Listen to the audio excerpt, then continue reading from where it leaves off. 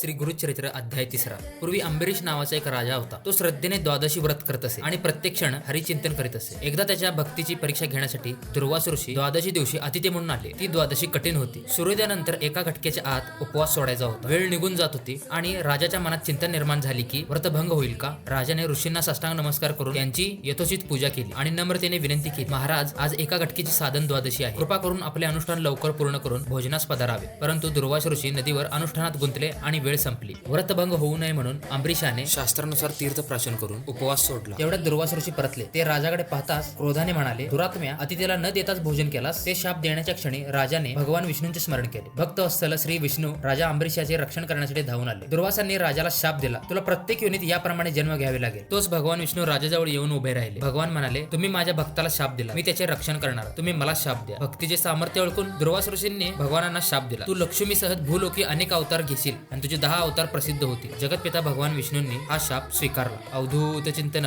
Shri Gurudev Datta.